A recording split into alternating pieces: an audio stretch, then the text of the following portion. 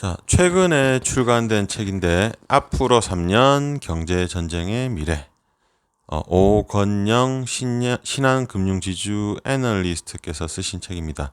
최근에 읽은 책 중에 되게 괜찮은 책이라고 평가하고 중학생이나 고등학생, 대학생들도 굉장히 경제를 이해하는 데 도움이 많이 될 것 같습니다. 우선 일본 알아볼게요. 일본은 1970, 80년대 엄청 잘 나갔습니다. 1988년에 세계 50대 기업 안에 일본 기업이 몇 개였느냐? 33개예요.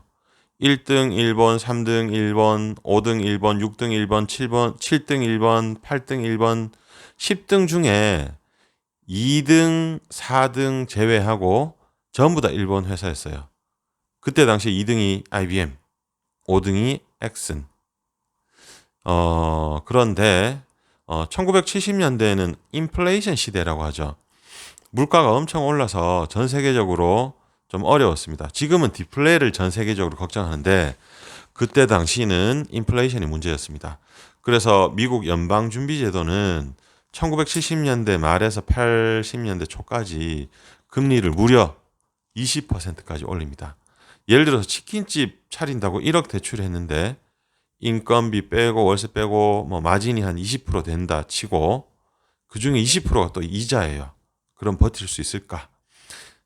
못 버팁니다. 당시에 미국 기업, 중소기업 40%가 도산을 하게 됩니다.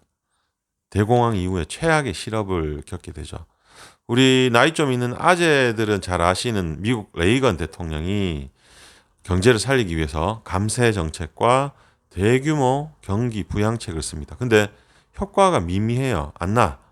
거기다가 쌍둥이 적자라고 해서 재정 적자, 무역 적자가 점점 늘어납니다. 미국 열받습니다. 그래서 가만히 보니까 무역 적자라도 줄이자 보니까 서독 일본 요놈들이 수출을 많이 하네.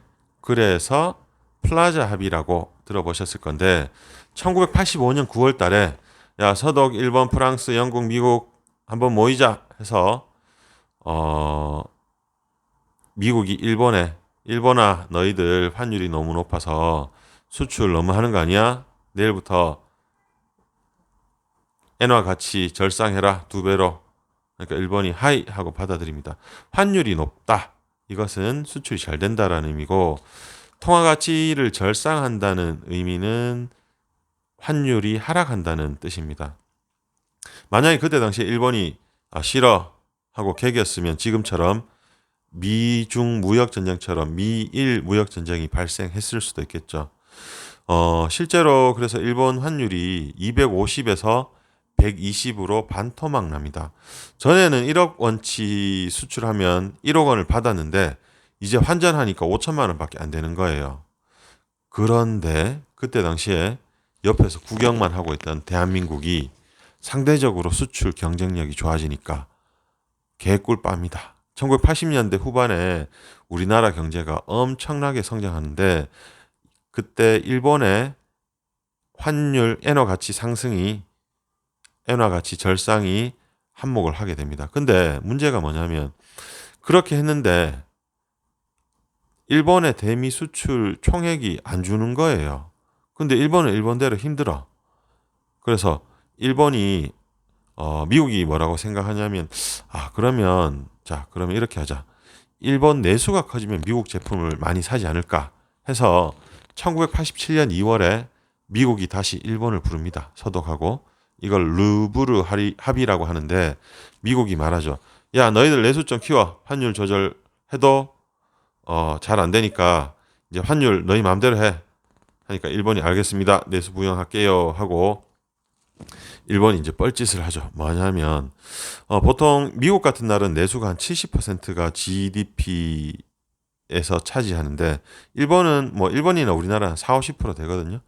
일본이 경기 부양을 하는데 금리를 내리고 대출 규제를 풀고 하다 보니까 기업들이 이놈들이 국내외 땅 사고 건물 사고 해서 투자로 떼돈을 벌게 됩니다.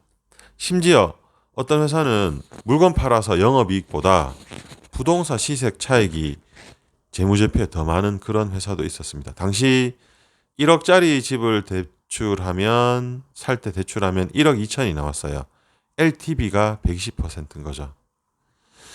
이제 과열된 시장을 잡을 때가 돼서 일본이 생각하죠. 이제 금리 좀 올릴까 하는데 그런 찰나에 1987년 미국의 그 유명한 하루에 20%가 떨어진 22%인가 그 정도 떨어진 블랙 먼데이가 터져버립니다.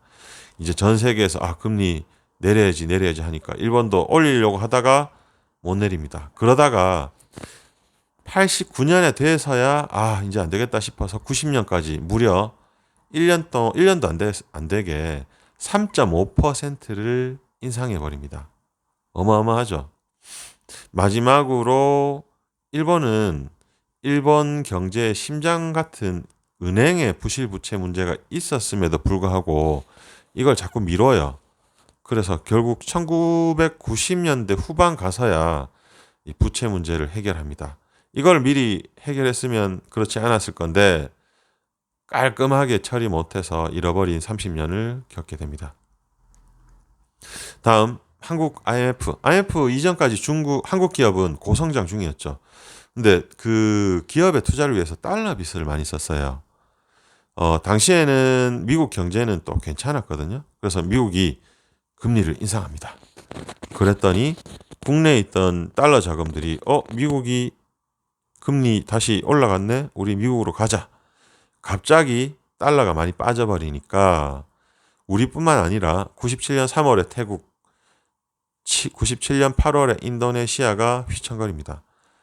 그리고 중국, 홍콩, 말레이시아도 힘든 시기를 겪습니다. 당시에 우리나라는 관리 변동 환율제라고 해서 국가가 일부 개입하는 환율 시스템이었는데 달러가 200만 달러밖에 안 되는 거예요. 그러니까 그게 다 소진돼 버리니까 우리가 흔히 이야기하는 외환 위기가 옵니다. 그 당시에 또 외국의 아주 못된 외국 헤지 펀드들은 이때다 하고 한국 외환 시장을 또 공격하죠. 거기다가 그러고 보니까 이제 우리나라가 많이 좀 힘들었습니다. 그래서 우리 당시에 이제 외환 보유고가 부족하면 당장 원유 수입이 안 됩니다.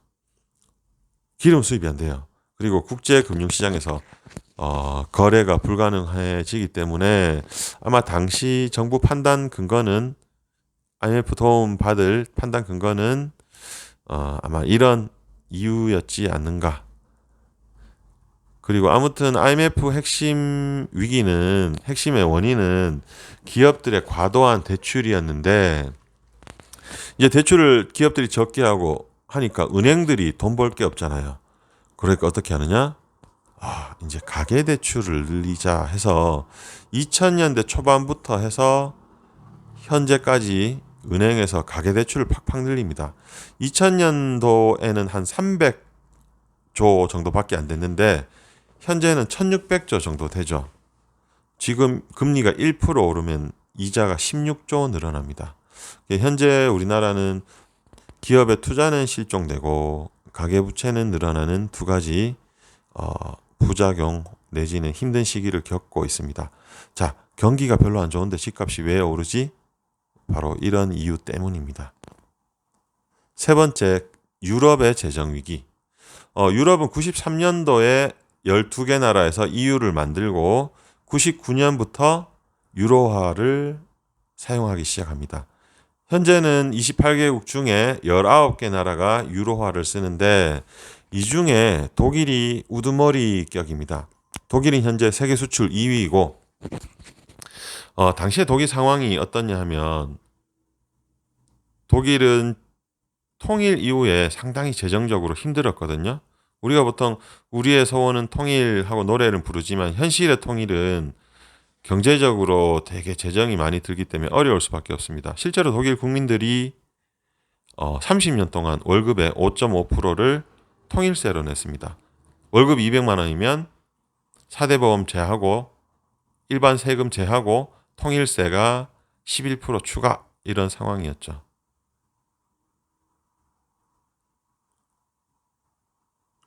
자, 그랬던 독일이 유로화를 사용하게 되니까 환율에서 굉장히 수출에 유리한 환율을 갖게 되는 거죠.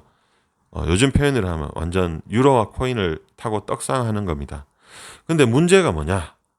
독일 같은 나라는 환율에 어떤 혜택을 많이 받는데 우리 보통 픽스라고 부르는 포르투갈, 아일랜드, 이탈리아, 그리스, 스페인 같은 조금 상대적으로 못 사는 나라들은 오히려 환율이 경제는 안 좋은데 환율은 또 수출에 불리한 그런 상황이 된 거죠. 그래서 독일 입장에서는 이런 혜택 놓치고 싶지 않죠. 그래서 나머지 나라들에게 저리로 대출을 많이 하는데 이게 결국 터집니다. 그리스 사태 때는 심지어는 독일이 난 모르겠다 네가 알아서 해라 그렇게 선을 그어버립니다. 그리스 같은 경우는 실제로 뭐 정치권이나 정부나 국민이나 조금 어, 정치는 포퓰리즘 뭐 국민들도 세금 좀 그만 걷어라 적게 내고 그냥 즐기면서 살자 이런 성향이라고 하죠. 우리나라가 IMF 때 금모으기 운동하고 막 똘똘 뭉쳐서 막 위기를 극복하려고 했던 거와는 대조적입니다. 네 번째, 중국의 부채 위기. 중국은 많은 인구를 먹여 살리기 위해서는 고성장이 필연적입니다. 그래서 공산주의 사회이기 때문에 위정자들은 우선 먹고 살게 해줘야 국민들이 불만이 없기 때문에 계속 성장할 수밖에 없는데 사실 일본이나 중국 우리나라와는 가깝고도 먼 나라인데 경제적으로는 아주 가까운 나라죠. 2010년도 초반에 우리나라 코스피에 차화정 들어보셨죠? 자동차 화학 정유 엄청 잘 나갔습니다. 그때 중국에서 엄청 투자했기 때문에 우리가 그렇게 수출을 할 수 있었고 당시 코스피는 2200까지 올라갔습니다. 지금보다 아마 지금이 2100도 안 되니까 지금보다 10년 전이 더 나았죠. 세계 수출 1위 중국에도 약점이 있는데 그게 뭐냐? 내수가 빈약하고 아까 말했듯이 투자를 통해서 성장을 해야 되는데 그 고성장이 발목을 잡게 됩니다. 중국은 투자를 통한 성장을 하는 나라인데 현재는 과잉 설비, 과잉 생산, 과잉 재고 이런 문제에 봉착합니다. 그리고 이 돈은 다 부채죠, 뭐. 그렇다고 일본처럼 섣불리 금리를 인상하면 또 예상되는 결과는 뻔하니까 그럴 수도 없고 그래서 중국이 꼼수를 하나 쓰는데 그게 뭐냐? 우선 기업 부채라도 좀 줄이자 해서 비상장 기업들을 대거 기업 공개 IPO를 하게 됩니다. 그리고 기존 상장 기업은 유상증자를 하고 근데 어떻게 했느냐? IPO가 하려면 주식시장 장이 좋아야 되잖아요. 그래서 우선 후광퉁이라고 중국하고 홍콩 증시를 연결합니다. 규제도 풀고 금리도 인하하고 유동성도 공급하고 그러니까 증시가 좀 활활 타오르겠죠. 그때 기업들이 다 IPO를 하고 많이 하고 1년 동안 1년도 안 돼서 2014년부터 2015년까지 상해 종합 지수가 2,500에서 5,000까지 오릅니다. 근데 정부가 얘들아 기업들아 상장 다 했니? 기업들이 네 하니까 이제 중국은 다시 국민 여러분 주가 버블은 경제 안 좋습니다 하고 다시 규제를 해버리죠. 주가가 폭락합니다. 그리고 악재는 겹친다고 겨우 그렇게 어떻게 기업의 어떤 부채를 낮춰놨는데 2014, 15 위안화가 글로벌하게 강세를 띄워버립니다. 그러니까 수출이 안 되죠. 그래서 갑자기 기습적으로 위안화를 절하합니다. 환율 전쟁의 어떤 명분이 시작되는 그런 시기입니다. 미국 입장에서는 우리나라에 제일 많이 수출하는 놈들이 중국인데 저놈들이 또 위안화를 기습 절하하면 미울 수밖에 없죠. 실제로 2014, 15년도 때 외환 보유고가 1년에 4조 달러에서 3조 달러로 1조 달러를 환율 방어한다고 써버립니다. 2014년부터 뭐 현재까지 매년 뉴스에 내년에 중국 부채 위기 온다, 내년에 외환 위기 온다라는 뉴스가 나오는데 아마도 핵심적인 트리거가 될 만한 어떤 상황은 중국은 금리를 낮춰야 하는데 미국은 금리를 올리는 그런 상황이 되지 않을까 싶습니다. 마지막으로 미국과 글로벌 경제 무역 전쟁. 미국도 2008년도 역대급으로 위기를 겪죠. 미국이 위기를 겪고 나서 이제 느낀 교훈은 뭐냐면 금융기관을 죽고 나서 복구하는 것보다 죽기 전에 어떻게든 살려놓는 게 훨씬 싸게 먹힌다는 걸 알게 돼요. 그래서 뭘 하냐? 양적 완화를 합니다. 그래서 이제 전 세계적으로 달러가 엄청나게 쭉쭉쭉 뻗어가 있거든요. 근데 달러가 이제 강세가 되면 미국은 마찬가지고 다른 나라들도 되게 경제가 안 좋아져요. 그래서 달러 약세를 위해서 2015년도에 일본은 엔화 약세, 그 다음에 EU는 2015년도에 유로 약세를 인위적으로 만들어서 환율 전쟁에 참여합니다. 그리고 2016년도 G20 국가들이 달러 약세 국제 공조를 암묵적으로 합의하게 됩니다. 그리고 트럼프가 나타나죠. 2017년부터 미국을 중심으로 증시가 화려하게 비상합니다. 트럼프는 미국 경제 성장을 위해서 기업들의 감세 정책을 시행하고 기업들은 또 응수를 합니다. 대규모 투자를 합니다. 그랬더니 미국 같은 큰 나라가 4% 성장을 해버려요. 근데 이제 트럼프는 다른 나라하고 이 과실을 나누기 싫어합니다. 왜냐하면 미국도 아킬레스건이 있거든요. 뭐냐면 국가 빚이 점점 늘어난다는 겁니다. 재정 적자도 커지고 경상수지 적자도 커지고, 그래서 그 중에 이제 제일 큰 수출 시장인 수출 국가인 중국을 공격하기 시작하는데, 미국이 원하는 해법은 중국의 위안화를 절상해서 내수를 키우고 미국 재화를 많이 수입해가라. 근데 중국도 아까 말했지만 현재 수출이 막 폭발적으로 늘어서 잘 되는 게 아니고 부채를 늘리면서 투자로 지금 성장을 겨우 유지하고 있는데 또 내년엔 5%대로 떨어지거든요. 둘 다 양보하기 힘든 거예요. 자, 여기까지 보시면 환율, 금리, 그동안의 어떤 경제 위기, 우리나라를 포함한 주요 국가들에 대한 경제에 대한 이해가 될 거라고 생각합니다.